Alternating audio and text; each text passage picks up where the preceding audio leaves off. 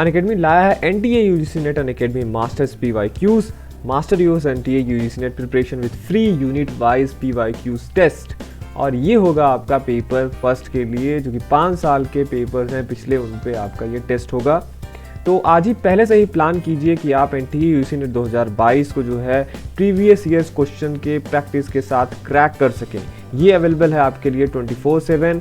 आज ही इनरोल कीजिए। डेट है May 7 और May 21, 7 बजे ये आपके टेस्ट होंगे, जहाँ पे 5 साल के पिछले जो क्वेश्चन पेपर्स हैं पेपर फर्स्ट के, उस पर आपको मॉक टेस्ट देना है। खास बात ये है कि यहाँ all India topic wise PYQ test होगा, जहाँ पे ईयर वाइज प्रैक्टिस कराया जाएगा। डिटेल परफॉर्मेंस रिपोर्ट भी आपको यहाँ पे मिलता है।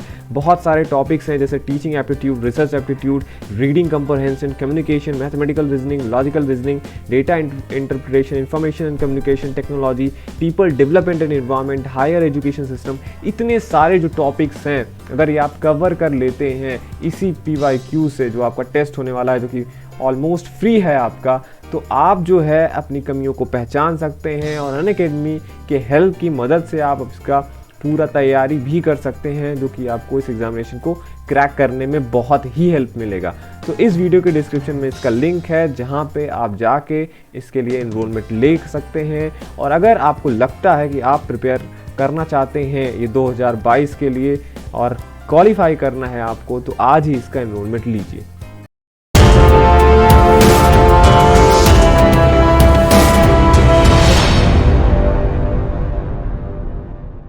Hello friends, welcome to channel Masters of Botany. Again मैं हूं आपका दोस्त विनय कुमार सिंह। हम जो है माइक्रोबायोलॉजी का आपको जो लेक्चर्स हैं वो प्रोवाइड करा रहे हैं, और उस रो में हमने आपको प्रायॉन्स, वायरॉइड, रिकेट्सियाज, एक्टिनोमाइसीट्स वगैरह पढ़ा दिए थे। और आज के इस वीडियो में हम बात करेंगे माइकोप्लाज्मा के बारे में। कुछ इंपॉर्टेंट टर्म्स हैं, कुछ जनरल फीचर्स मैं आपको बताऊँगा, और कुछ बहुत इंपॉर्टेंट टर्म्स मैं आपको बताऊँगा जो एग्जामिनेशंस में आपके पूछा जाता है। तो आप इसको एक नोट्स के तरीके से ले सकते हैं।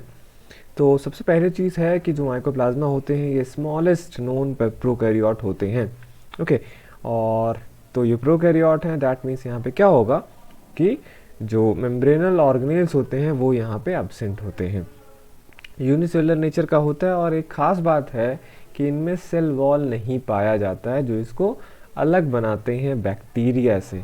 मेनली जो बैक्टीरियल के ग्रुप हैं उससे, मतलब ये सेल वॉल लेस बैक्टीरिया ही हैं, पर दे आर, जैसे कि बैक्टीरिया वहाँ पे सेल वॉल पाया जाता है पेप्टिडोग्लाइकॉन का, पर यहाँ पे सेल वॉल नहीं पाया जाता। तो एक आप कह सकते हैं कि एक बैक्टीरिया का क्या है, सब ग्रुप हैं। और ये माइकोप्लाज्मा अगर बात करें तो ये ग्राम नेगेटिव होते हैं, और एक ख़ास फीचर है इनका, जो फर्स्ट वाली लाइन है वो आपको इम्पोर्टेंट याद रखना है कि माइकोप्लाज्मा बिना सेल वॉल के होते हैं और ये स्मॉलेस्ट नोन प्रोकैरियोट हैं। और एक ख़ास फीचर इनका ये है, जो एग्जामिनेशन में आपसे पूछा जाता है, वो कि ये इनका जो कॉलोनी होता है, जब ये ग्रो कराए जाते हैं सॉलिड मीडियम पे, तो जो इनका कॉलोनी बनता है वो फ्राइड एग की तरीके से बनता है। ठीक, और एक इम्पॉर्टेंट फीचर है कि ये प्लियोमॉर्फिक होते हैं। सेल वॉल ना होने की वजह से इनके सेल का शेप जो है बदलता रहता है, और ये अलग अलग फॉर्म्स में आपको देख सकते हैं। डिस्कवरी की अगर हम बात करें तो सबसे पहले 1843 में पास्चर जो है, जब वो बोवाइन प्लूरोनिमोनिया पे काम कर रहे थे, उन्होंने जो एक कॉजल ऑर्गेनिज्म था इस डिजीज़ का, उनको ये लगा कि ये क्या है, PPLOs हैं। इसका उन्होंने नाम दिया प्लूरोनिमोनिया लाइक ऑर्गेनिज्म। ठीक, तो बोवाइन प्लूरोनिमोनिया पे काम करते हुए पास्चर को लगा ये PPLOs हैं, पर एक्चुअल डिस्कवरी का क्रेडिट जाता है आपका नोकार्ड और राउक्स को, जिन्होंने इसका जब प्योर कल्चर ऑब्टेन किया तब इसको आइडेंटिफाई किया। ठीक, तो कोई भी आपसे पूछे कि माइकोप्लाज्मा की डिस्कवरी कौन किया, तो आप क्या बोलेंगे, नोकार्ड एंड राउक्स। नोवाक ने जो है बाद में इसको प्लेस किया माइकोप्लाज्मा जीनस के अंदर।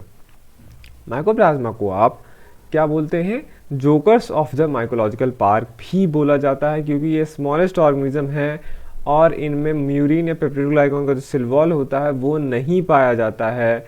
और फिर क्या होता है, इसका सेल स्ट्रेच कर सकता है, और जो इसका शेप है वो कई सारे, जैसे मैंने आपको बताया ना कि प्लियोमॉर्फिक नेचर के होते हैं, तो इस वजह से इनको जोकर्स ऑफ माइक्रोबायोलॉजिकल पार्क भी बोला जाता है, क्योंकि ये अपना सेल का शेप बदल सकते हैं।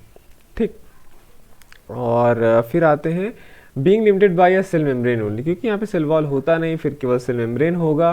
तो जो माइकोप्लाज्मा होते हैं ये ऑस्मोटिकली जो होता है सेंसिटिव होते हैं।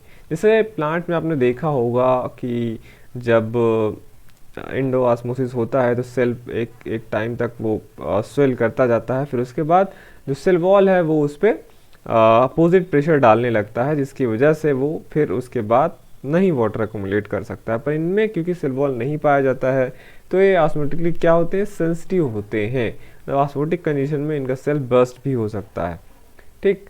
और अगर माइकोप्लाज्मा की बात करें तो ये जो होता है सेंसिटिव होते हैं स्ट्रेप्टोमाइसिन के, एरिथ्रोमाइसिन के और क्लोराम्फेनिकोल जो आप कह लीजिए क्या है, एंटीबैक्टीरियल हैं।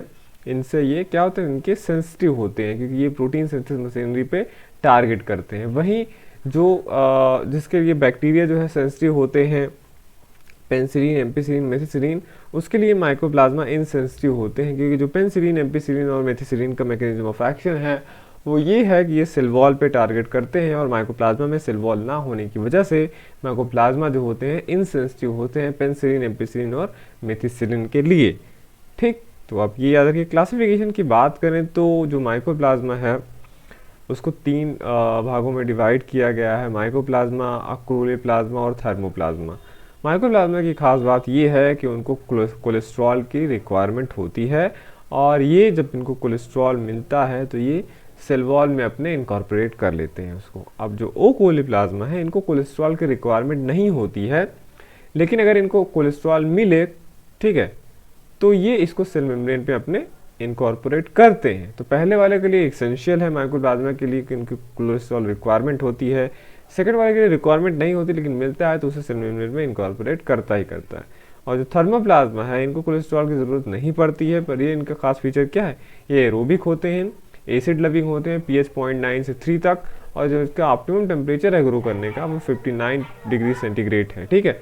रिप्रोडक्शन की अगर हम बात करते हैं माइकोप्लाज्मा का तो इनमें जो रिप्रोडक्शन है वो बडिंग और फिजन के द्वारा होता है। कुछ हम कॉमन डिजीजेस देख लेते हैं जो प्लांट्स में करते हैं और एनिमल्स भी कॉज करते हैं, क्योंकि माइक्रोबायोलॉजी है तो यहाँ पे आपको दोनों चीज़ें पढ़नी होंगी, ऐसे स्पेसिफिकली केवल प्लांट्स के लिए नहीं। तो जो इंपॉर्टेंट डिजीज़ें हैं उसको मैंने रेड से किया है, बाकी सब भी आपको याद रखना होगा क्योंकि कब किसी एग्जामिनेशन में आपसे पूछा जाए वो पता नहीं। तो प्लांट्स में ये डिजीज़ करते हैं माइकोप्लाज्मा। कौन सा मोस्ट इंपॉर्टेंट डिजीज़ है, लिटिल लीफ ऑफ ब्रिंजल, उसके बाद clover dwarf, clover phyllody, clover virescence, cotton virescence, bunchy top of papaya, which is broom of legume. ये बहुत बार पूछा गया है एग्जामिनेशन में, little leaf of brinjal which is broom of legume किसके द्वारा कॉज होता है। फिर stripe disease of sugarcane, big bud of tomato, yellow dwarf of tobacco and mulberry डॉफ disease. ये सब कई बार एग्जामिनेशन में पूछे गए हैं जो मैंने खास तौर पर रेड से किया है। एनिमल में अगर हम बात करें तो माइकोप्लाज्मा होमिनिस, ये जो होता है प्लूर निमोनिया कॉज करता है ह्यूमंस में, और माइकोप्लाज्मा निमोनिया जो है प्राइमरी या टिपिकल निमोनिया कॉज करता है, जिसको शॉर्ट फॉर्म में हम पैप बोलते हैं। और थर्ड, माइकोप्लाज्मा होमिनिस और माइकोप्लाज्मा फर्मेंटस जो है ये इनफर्टिलिटी कॉज करते हैं मैन में। तो ये एनिमल के लिए डिजीज़ हो गए, मोर स्पेसिफिकली ह्यूमंस के लिए, और ये प्लांट्स के लिए डिजीजेस। ये रहा सारा इनका कैरेक्टर्स। होप कि आपने सारी चीज़ें नोट कर ली होंगी। तो माइकोप्लाज्मा में इतनी ही सारी चीज़ें हैं जो अभी तक के सारे एग्जामिनेशन में पूछे जाते हैं, चाहे वो MSc एंट्रेंस एग्जामिनेशन हो या असिस्टेंट प्रोफेसर वाला एग्जामिनेशन। तो आप ये सब सारी चीज़ें तैयार कर लीजिए, पढ़ लीजिए, आपका माइकोप्लाज्मा क्लियर है केवल इसी नोट से। ओके, तो मैं चलता हूँ, मिलता हूँ आपसे किसी और वीडियो में। देखते रहिए masters of botany and thank you for watching this video. अगर आप प्रिपेयर कर रहे हैं बनारस हिंदू यूनिवर्सिटी के MSc बॉटनी एंट्रेंस एग्जाम के लिए तो प्रीवियस 13 इयर्स के क्वेश्चन पेपर का सोल्यूशन विद एक्सप्लेनेशन ये बुक आपको बहुत हेल्पफुल होगा। इस वीडियो के डिस्क्रिप्शन में आपको इसका लिंक मिल जाएगा, आप वहां से परचेज कर सकते हैं। और साथ ही साथ अगर आप बहुत सारे MCQ सॉल्व करना चाहते हैं, अप्रॉक्स 10,000 सारे एलजी फंजाई ब्रायो ट्रेडो जिनमें एनजीओ साइटोलॉजी बायोकेमिस्ट्री सारे, तो ये बुक आपके लिए बहुत अच्छा है। इसका भी लिंक आपको इस वीडियो के डिस्क्रिप्शन में मिल जाएगा। दोनों बुक आप परचेज कर सकते हैं।